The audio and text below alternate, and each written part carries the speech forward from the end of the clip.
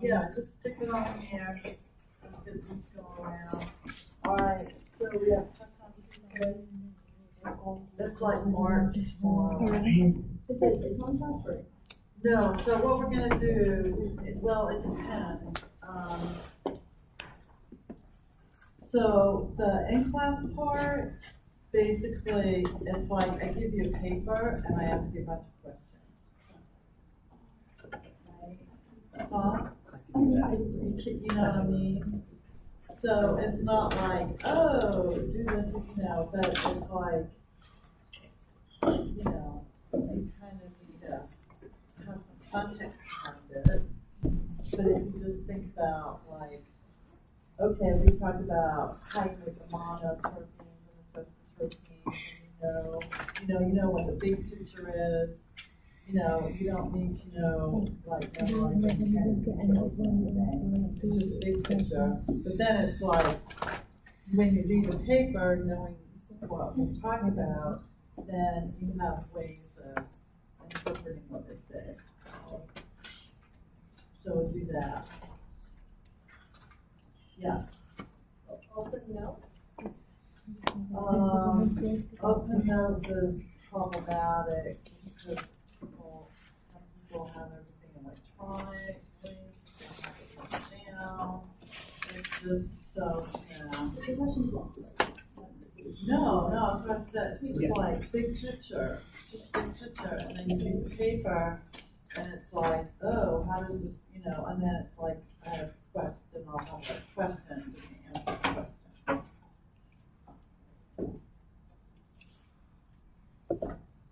They were all coffee triple this morning.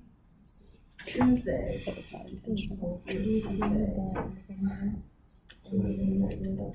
coming Tuesday. Wait a minute, so what? What's going on? Okay, what Tuesday does campus say? Because we'll go with that too, because somebody just emailed me and said it was Tuesday.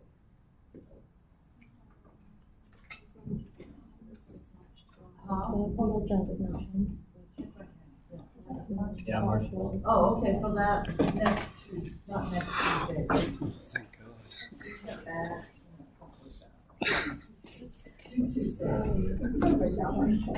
I know.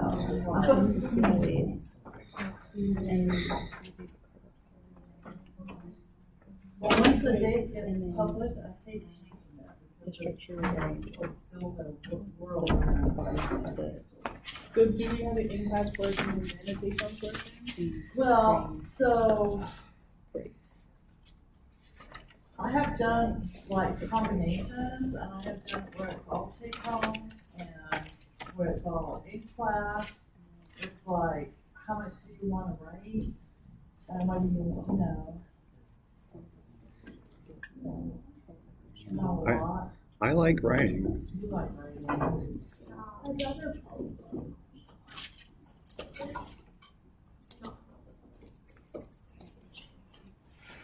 So what I might do is instead give you,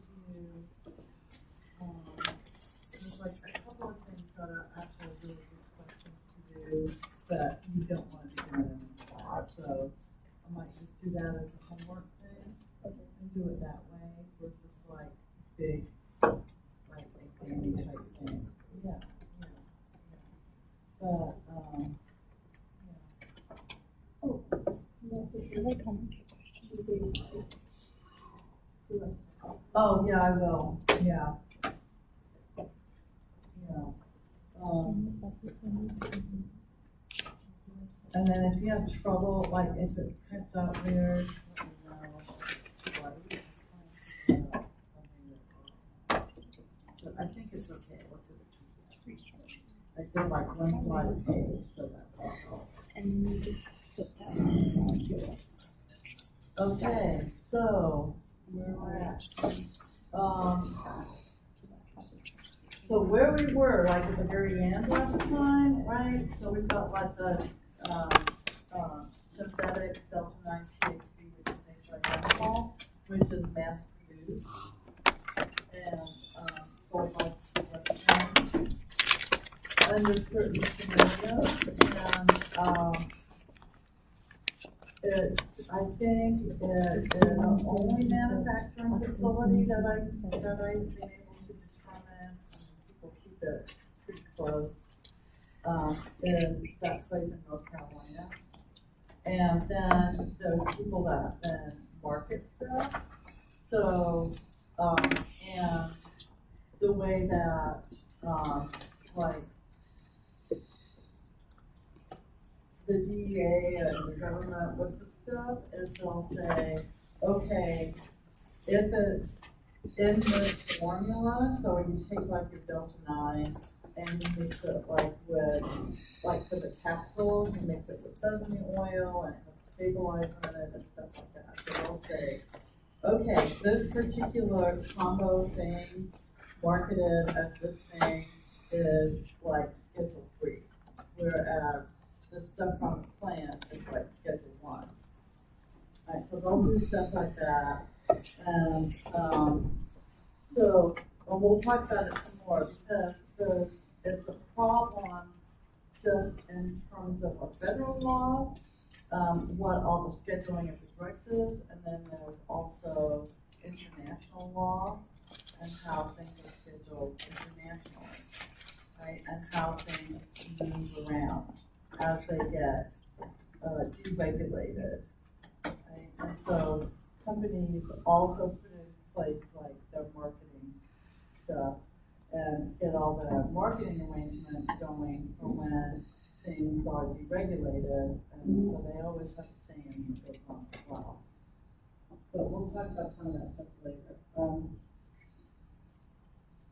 So this is, so today what we're going to do is talk about the cannabinoids and their families and the variations on the theme that you see in the family. Yeah, so before we do that, last time we also talked about stereochemistry. So this paper, so this is a Barry Trost total synthesis paper from 2006. Barry Trost is like leading synthetic organic chemist, one of them in the country, and has like a huge group and all that kind of stuff. The cannabinoids are really nice synthetic targets because there's like the stereo centers and the replacement of carbon. And previous to this paper, the approaches primarily on the total synthesis front were starting with optically active starting materials, because then the stereo centers would be locked in place at the beginning from the starting materials, and you weren't actually having the run reactions that generated them and that specific stereoisomer. Or there were reactions where you got racemic delta 9 THC, right? And so, and that just cuts your yield down 50% right there. So these kinds of synthetic approaches, what they're trying to do is get the very specific stereoisomer that you want and the highest yield with the least number of steps. And I believe this is a 10-stepper, and it had like a 38% yield overall, but it was not just 38% from starting material, and that the stereo centers and the pi bonds were all generated in a single reaction that was stereo specific.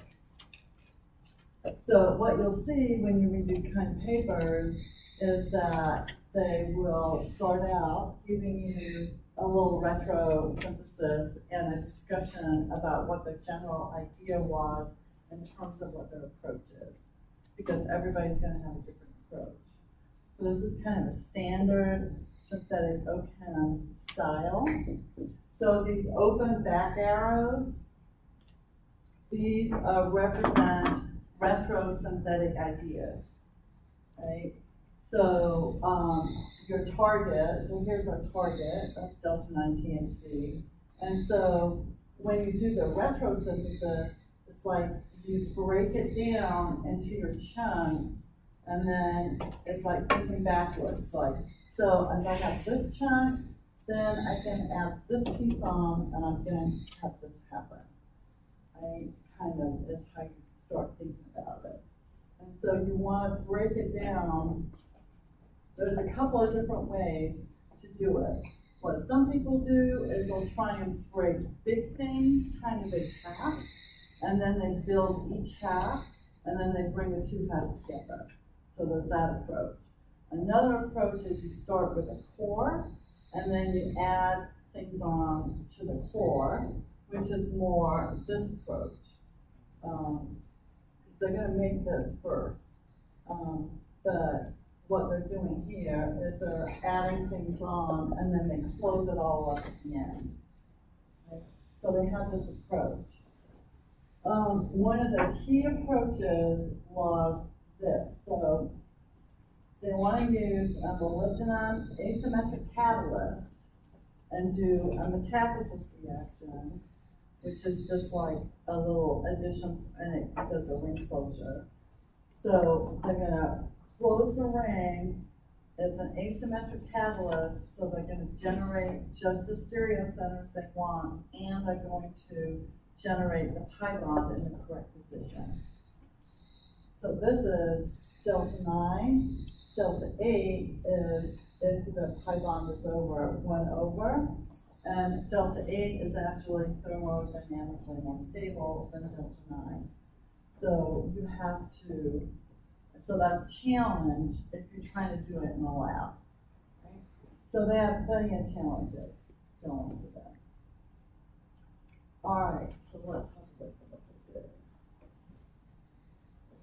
So they started with olivitol, right? So here, so now if you look at the structure of THC, the side chain is always along for the ride, right? That big old little side chain. So this guy is just there for the ride, the whole way through, and then you've got your reactive sites right here. So you start with that, that's commercially available. Then you go from the phenols to the methyl ethers. That's pretty straightforward.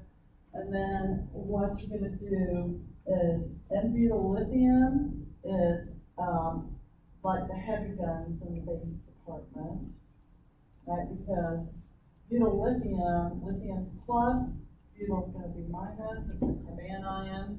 Conjugate acid of that carbanion is butane.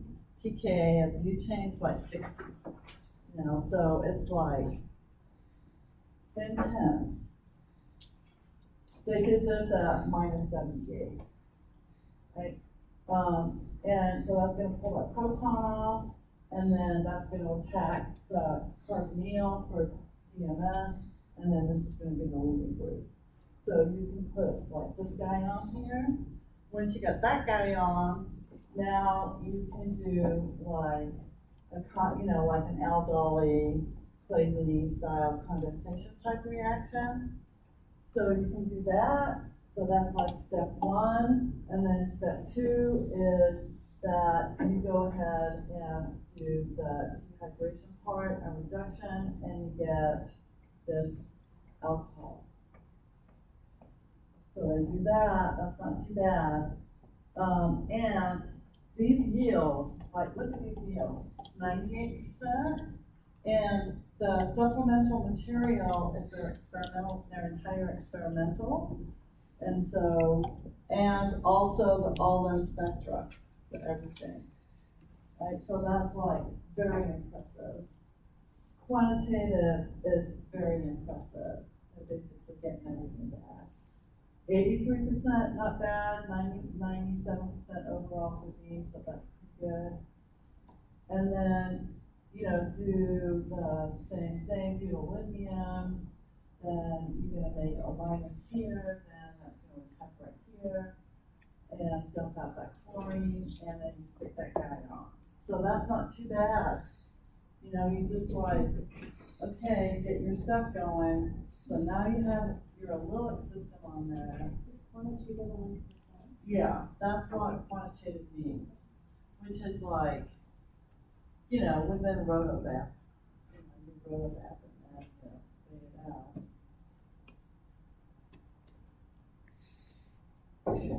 And then, like, when you read the paper, like, especially towards the end, they had a lot of struggles.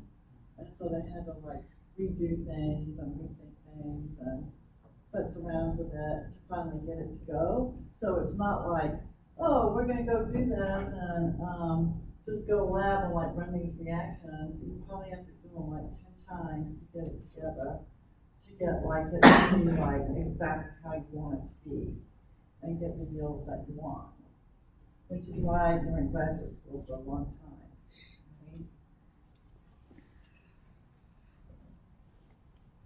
Right? And then,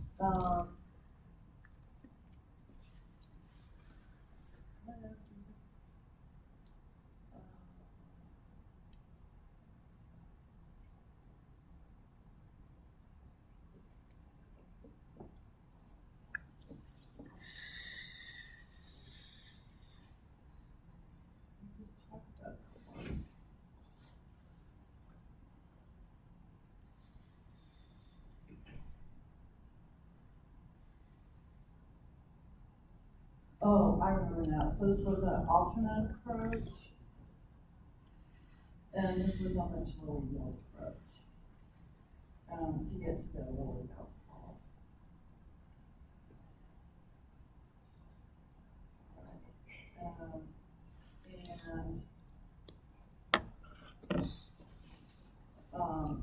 But if you get 9, then what you can do with 9 is isomerize it with a catalyst and get it over into, I mean, if you have 10 for it, then you can isomerize it with a catalyst to get yourself to 9, which is where you want it going.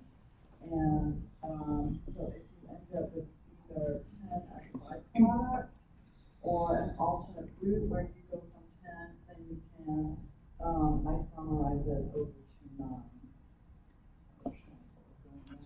So then, once they get this guy, now they have guns, right? So they've got this molybdenum catalyst that is asymmetric, and it should look kind of familiar to anybody who took like the honors of Hemlock like a number of years ago when we were doing, well, you guys both did, right? When we were doing Jacobson's catalyst, which there's a lot of similarities in structure to these types of catalysts.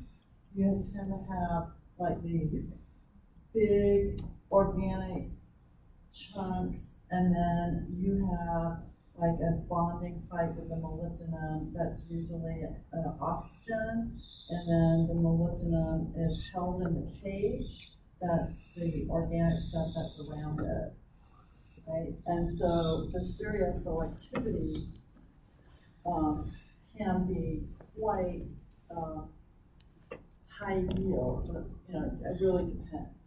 And this is a disubstituted, this is a disubstituted pipeline here.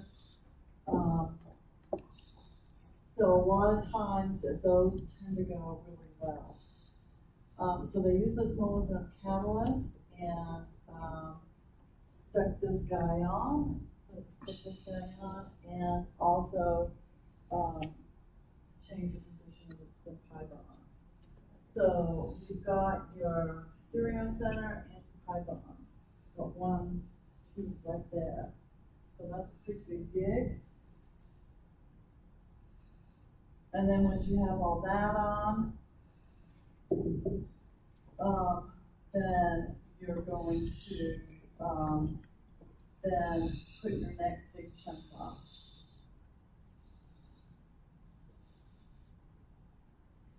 All right, so we'll look at step 4 to step 12.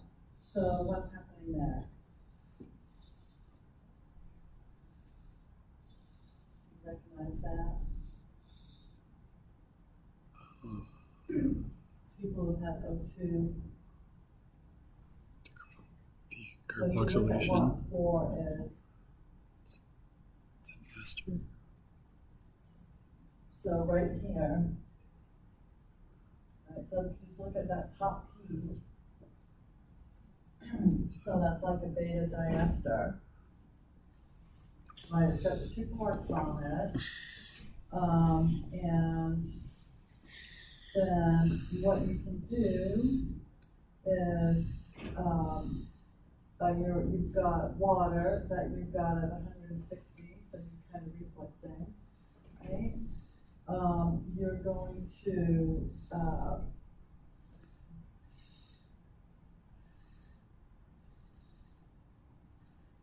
you're gonna hydrolyze your ester and decarboxylate. And then, you just end up with a 1. So those decarboxylation things are typical for, those scenarios where you have like the beta diester, beta, ester acid combos. And then we're going to stuff this guy on right here. So the same thing, that's gonna be a, active methylene. We can make the carbanion and then have it attack this guy. This is TF is triplet. That is like one of the best all-time leaving groups ever in the history of humanity. So it's really easy to do a SN2 on this guy right here. So what you get when you start looking at, reading up all these papers and doing all the reactions, is you get the alphabet soup, right? Because they tend to use acronyms for all the solvents, reagents, and things like that. So if you don't know what they are, just Google them, and then you'll find out what they are and get their structures. THF is tetrahydrofuran, that's common ether solvent, non-reactive. DMSO, dimethyl sulfoxide, that's like the sulfur version of acetone. That's like a polyacrylic solvent. Right, so you end up like applying all the little kind of things that you know to like these little scenarios, and then kind of like work it out. So when you read papers like this, it's like it's the organic code, and then you just like decode it all down. So get all that done together, and then this is like it all kind of combined up, and then this part right here.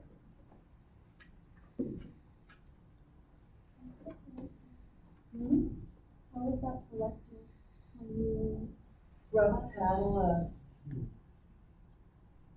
Well, you're saying this one is not. So the wiggle line means that you get posterior oxidation at that point. And then, so then what they're gonna do is get, this is growth catalyst. That was a Nobel Prize scenario a few years ago where all these like metathesis catalysts that are really cool. So what you're getting here is this ring closure to get very specific double bond in this location, and you're also generating one single serial isomer here. And it has to do with the way it does that ring closure, right? So that was a very cool application, and at this point in 2006, that was probably relatively early use of like the Grubbs catalyst and that style of catalyst. So that's cool. So now you've got your cyclohexene ring, right, in the correct stereocenter and got your pi bond exactly where it's supposed to go.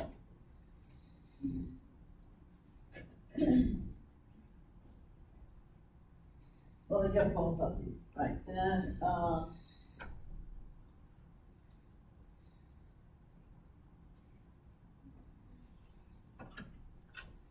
the base and the methanol for 3 days, get that converted, and then, they.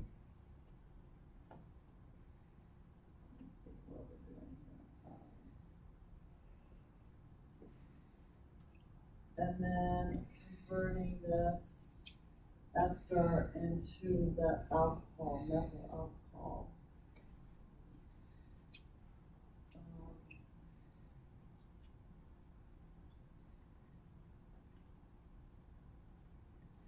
And then the real struggles that they had were taking that alcohol and the phenol and then trying to do the ring closure part.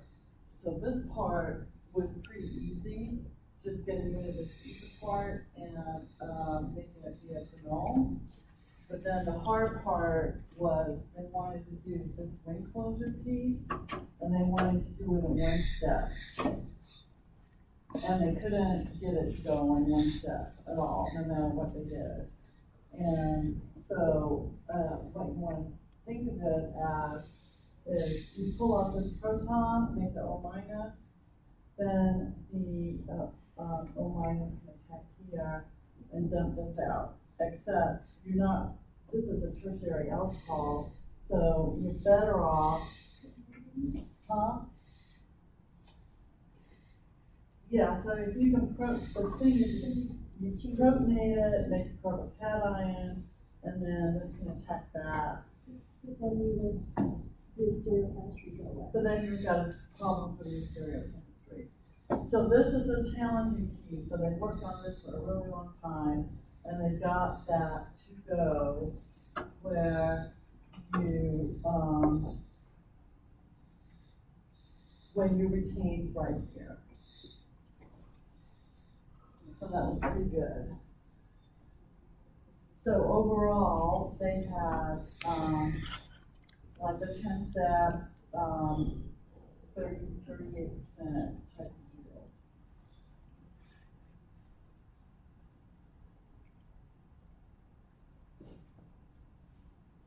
All right, so in terms of all the cannabinoids, so the last time I looked for like a complete list, so the papers from 2017, they added up to 120. A lot of what you'll see is like 113. It just sort of depends on which ones people count and stuff like that. But there's a whole ton of them, right?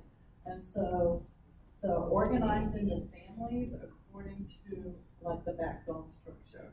And you'll see like what kinds of variations on theme that we look at. All right, so obviously looking at that, like the majority are the Delta 9 variants. There's 23 of those. And then the next one is like the CPG variants, and there's like 16 of those. So let's look at the CPG ones first. So your general backbone is you've got your benzene ring, you've got your tail. So here's like your alpha tail there. And then you've got your terpene kind of function hanging off on the other side. All right, so by 2005, there were 7 of these. So the majority of them have been isolated and discovered and characterized post-2005. Right? And so here's where the major variations come from on this theme. So R2 is a really obvious one. So R2 is just, you have either a proton or you have the acid. Right? So all the ones that have an acid would all be in that category, and they all are abbreviated by their name, but tack the A on, so the carboxylic acid. And then the decarboxylated ones, so you just have H right there. So you get this variation on this tail one, R3. So you've either got isopropyl group or you have the C5. Right? So the source for the isopropyl part, not isopropyl, the propyl part, this is just a straight chain, is that you get butynyl-CoA doing that intramolecular aldol step in the synthesis instead of going through another cycle of elongation to the hexanyl-CoA. Right, so it's a competitive pathway once you get to the butynyl-CoA, in that synthesis stuff we talked about last time. So typically, these shorter chain lengths are minor components.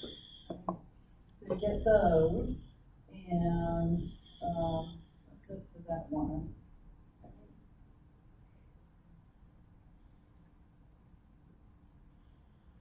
Oh, I forgot this R group right here too. This one, R1. So normally it's just going to be a phenol, it's just going to be an OH group. But you also end up picking up sometimes it's a methyl ether.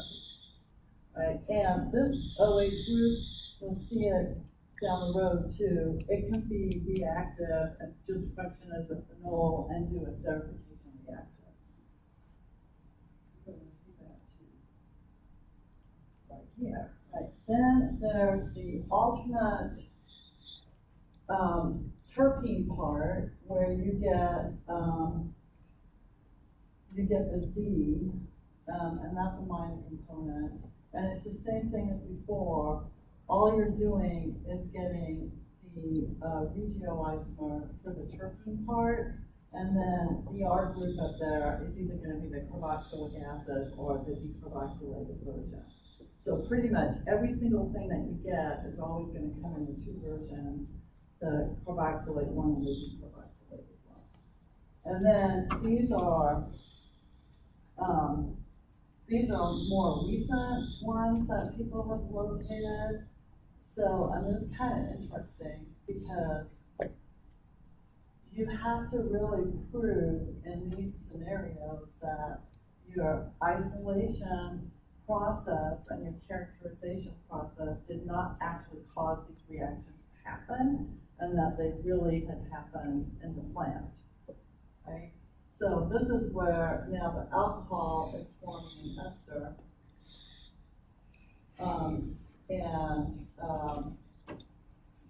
with the terpene alcohol.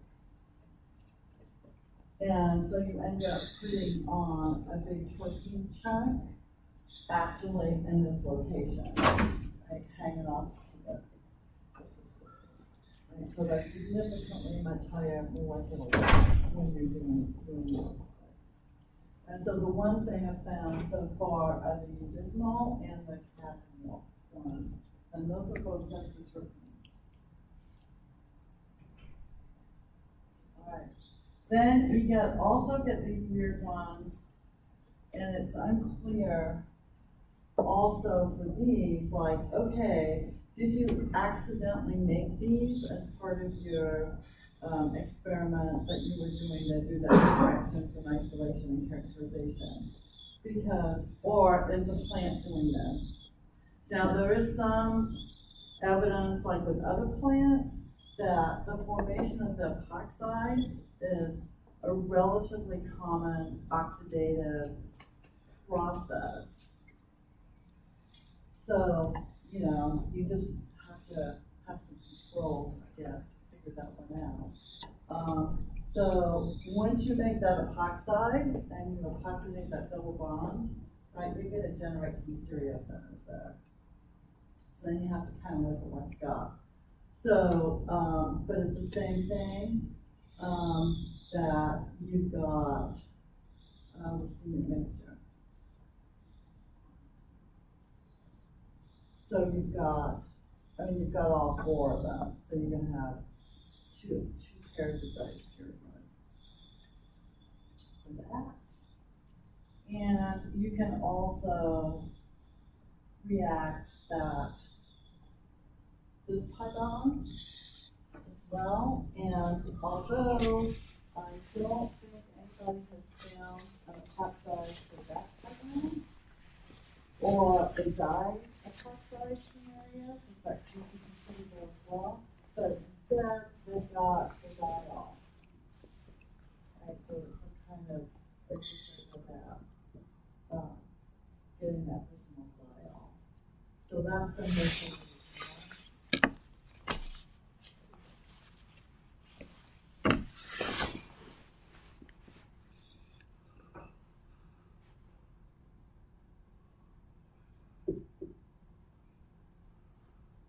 And then there's like some weird stuff too.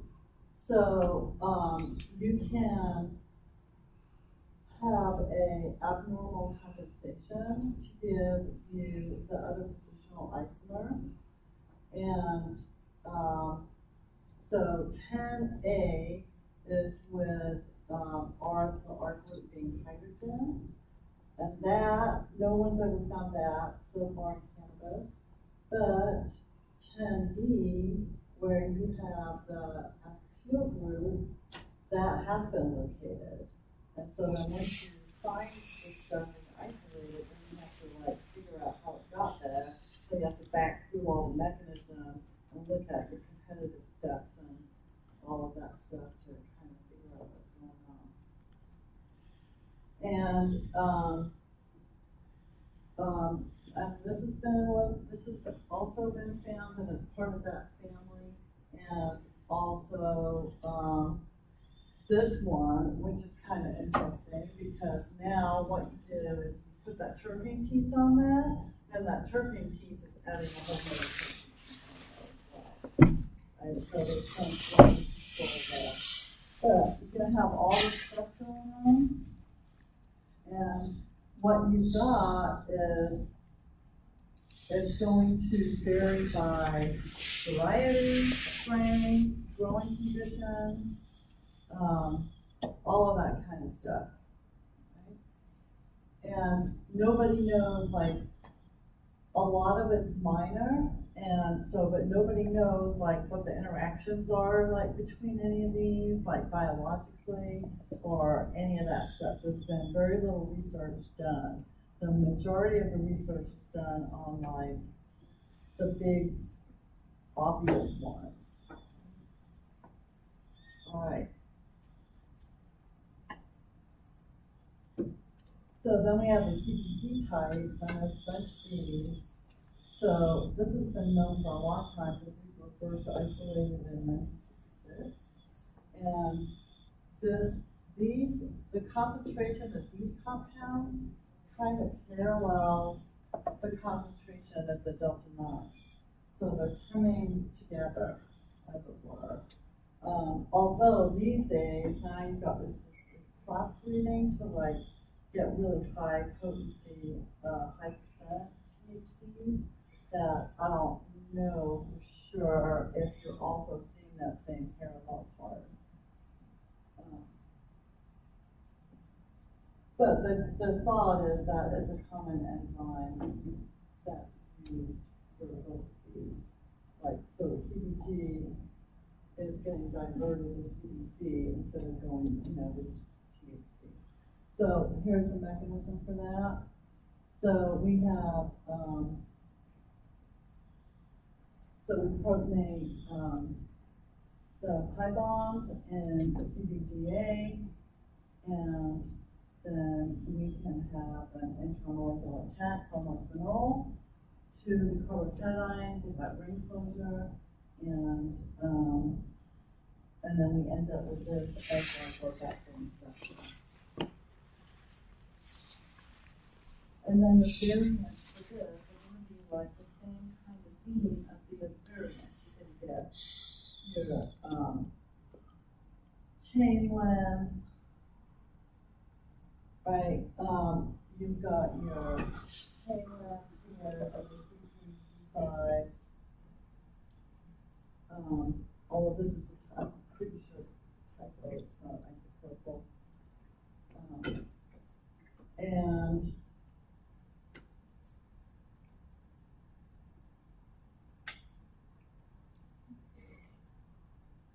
there's a little small variation here in R3 that's not much. So you got those. So those are a minor little family.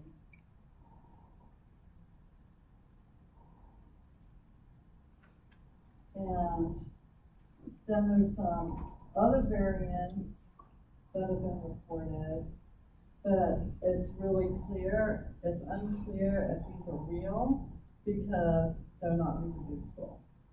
So that's the other part. If you have like multiple people doing extractions using similar methodology and they get the same results that you do, then that's helpful. But this particular piece has not been able to get reproduced yet. So don't count those. And then CBD is a biggie. All right, so let's look at CBD there.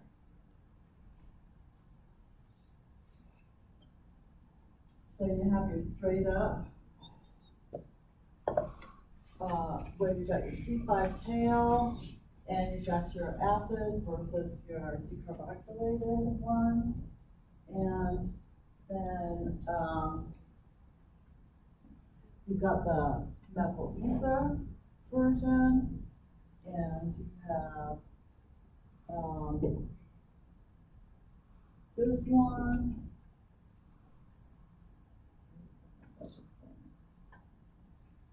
Right, this one, 1, 2, 3, 4 has a C4 tail, and then you've got a 1, 2, 3 tail, and a 1, 2, 3. So we have like different versions of that. Now, what those different versions do, who the heck knows, right? If you are doing research with people, and you're looking at isolated CBD oil, it's like, it's not necessarily going to be 100%, it's not going to be 100% pure. It's going to be whatever, you know, it's going to be your main cannabinoid in the oil, but you're going to have all of those stuff as well. Unless you go and make it synthetically. So there's always that issue. So you get those variants, and you convert, so you can convert CBD into Delta-9 with heat, basically by doing an intramolecular addition to that high bond with that OH group, right? So,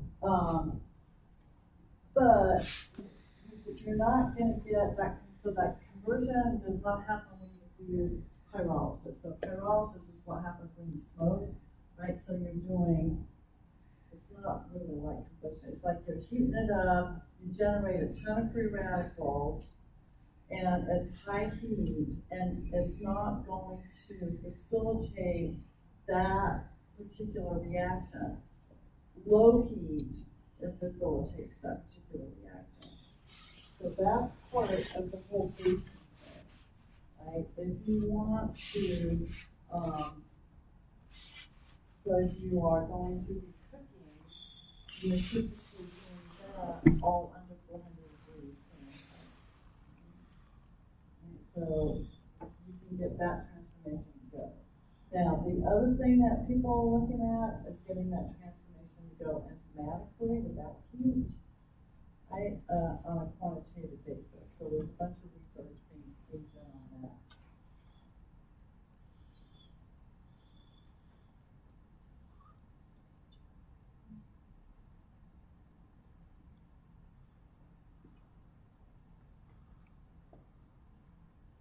All right, and then there's a couple of these. These are just weird, right? So these are the aromatized versions of CBD, and it's hard to know if this is real or not because they have been reported, you know, to be isolated from certain samples. Right? But in order to get that, you would have to do that successive removal of protons, so that's kind of challenging. And then there's enzyme delta 8. So it's just like the delta 9s, you've got all those variations on theme. And It is known though that this part's the important part, is that delta 8 fits in the endocannabinoid receptors in our bodies basically the same way as delta 9 does. I don't want to talk about the structure of the endogenous cannabinoid receptors later on, because they're the ones that we just have in our bodies that have been identified. Alright,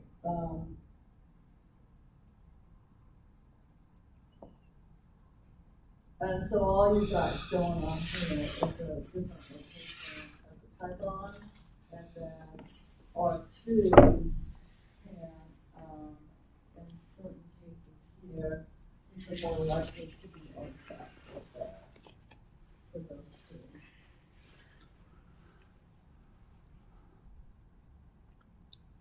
And the same thing with like 21E, having that acetyl group there, that could be,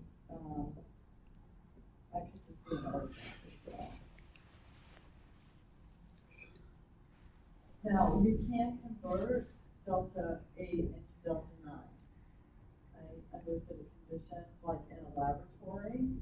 So you can, like, add HCl on the pi bond. So that's just like the classic old electrophilic into a pi bond, and the chlorine's going to go on most substitute carbon, right? That's standard stuff. And then you can dump in the sodium hydroxide. So that's like the classic style of base that you use. You're basically using H minus as the base to pull off the proton on the phenol, which is acidic. It pulls that proton off, you get O minus, and then O minus is going to do elimination on that alkyl halide, right? And generate pi bond, and that generates delta 9.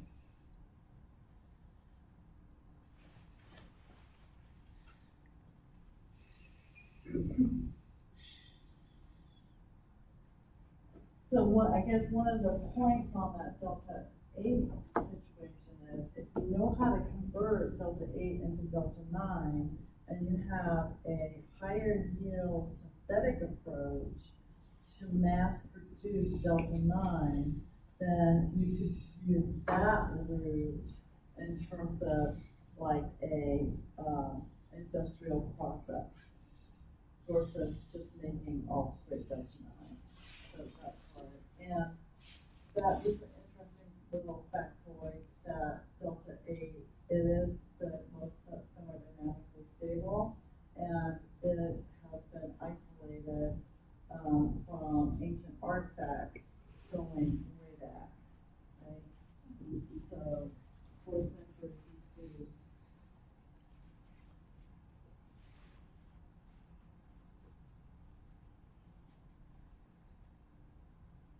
And they've also located this one as well. So that's just kind of what's interesting about this is when, so we'll look at this later, when you consume THC, then it's metabolized by your body. And so when you go through that metabolic process, it's like a chemical cascade, and so you have all those metabolites, and then this structure is really similar to one of the metabolites that we end up making on the process of utilizing the blood. And then we go to our China delta 9. So we have one whole group of delta 9 compounds, which are all reactions of terpene alcohols that react with the electrolytic acid. So if you just think about it, you got that carboxylic acid group on there. Any kind of alcohol around, you can just do an acid catalyzed esterification And you've got tons of alcohol around, you've got all those terpene alcohols, and you've got the sesquiterpene alcohols. Right, so you just have a whole ton of stuff.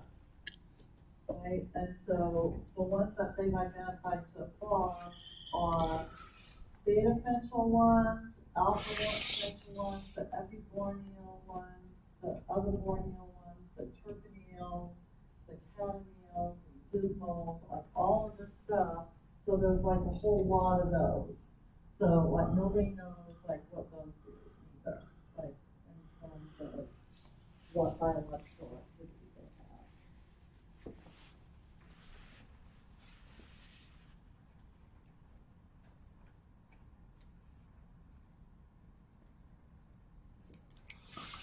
have. Right, then you got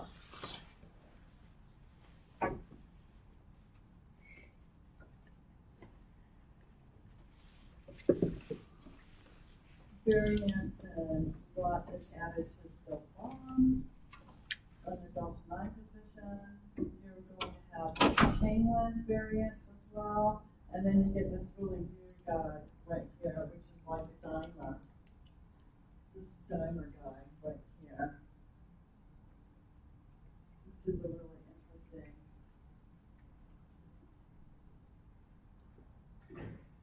concept.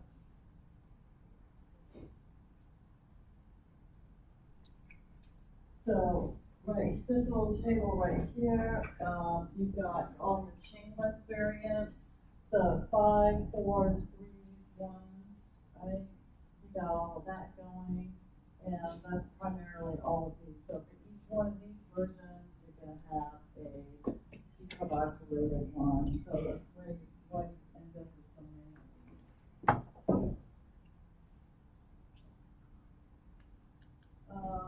And all of R2, R3.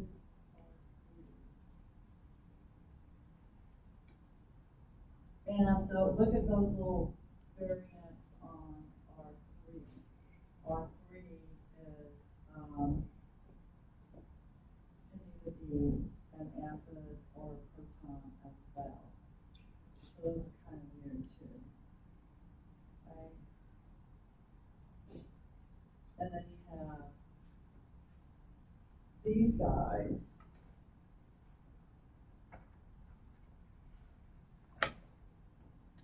So these are like degradation type compounds. So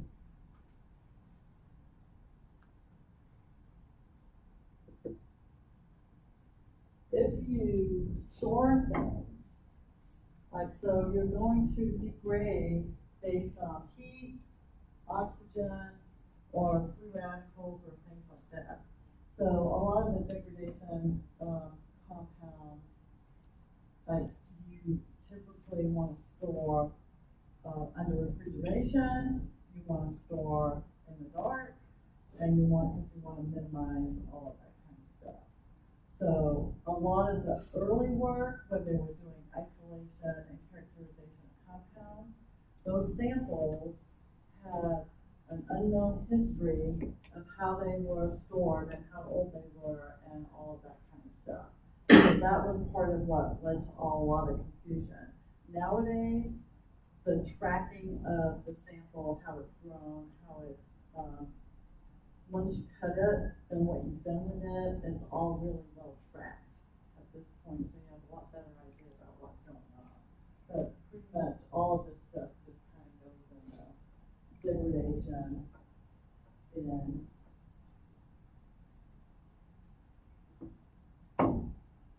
and this is also a similar scenario where you have photodegradation.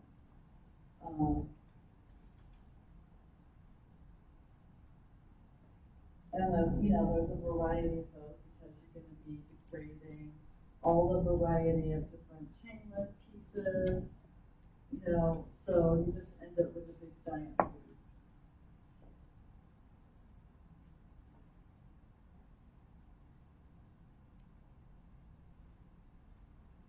All right, so this is a oxidative product, the CDN, so this is like secondary type of product as well. So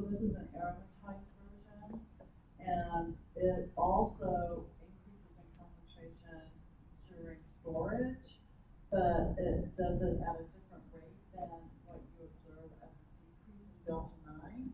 So it's not necessarily all coming from Delta 9. It could be coming from something else also degrading. And what's interesting about this is that it is stable. So if you go get a historical sample, right, you can look at the concentration of this stuff, and then you can use it as a dating item for the actual THC sample or cannabis sample. So if say you go find some hemp from the 1700s in the barn, right? Well, like the founding fathers all grew hemp farms. That was a big deal. It was a big agricultural product. So say you go find some sample, then you can analyze it for its concentration of this, and then compare that to a control, and then you can backdate what your sample is, right? So C13 also works for dating samples, but that's for going way back in time. But this is very nice for just going back a few hundred years of time. So, and there's been like some uses of that in various papers, so it's kind of interesting.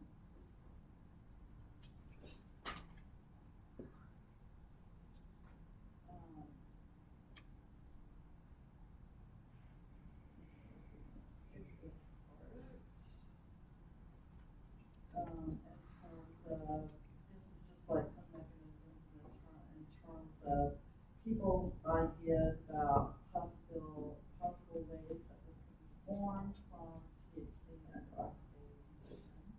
Talk about that, and then not very much is known about this at all, and there's not a lot of very reproducible data on this as well. These are all kind of minor things. And then we have a bunch of stuff that's just not even classified, right? Just sort of miscellaneous types of things that show up. So this is just like gives you an idea of the kinds of structures that people have located and isolated. So there's just a whole ton of stuff, right? And so once you get all this stuff, it's like, okay, where did it all come from? How did it make it? What enzymes are involved? What do I really want to do? Can I modify the enzyme and make more of one style and the other style, and so on and so forth, right? So there's a ton of stuff out there to be done. And how you figure this all out, it's not easy. And we're going to talk about some isolation methods later. But it's a handful. Right, so that's about it on those. But it gives you an idea of like spectrum level of what's going on. Not a simple.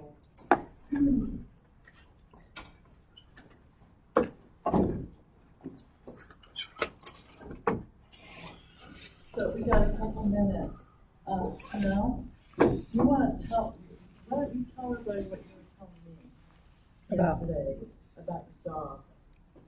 Oh, yeah. Your job is very cool, and it's very pertinent to what we've been talking about. I work at Children's on the epilepsy floor. Oh, Yeah. And we just, with that law that was passed, we're now able to actually handle. Like before the first of the year, we weren't able to handle the medication that we were giving. So the parents had to handle it. And now that the law is passed, we're able to actually store it in the hospital. And it's been kind of crazy. So the parents had to give it to their kids, right? And it was pretty hush hush. for a while. They were like, we're testing our kids off the epilepsy meds and trying this new med, and that's really all they would say. This is what their seizures look like, and that's kind of what we would go off of.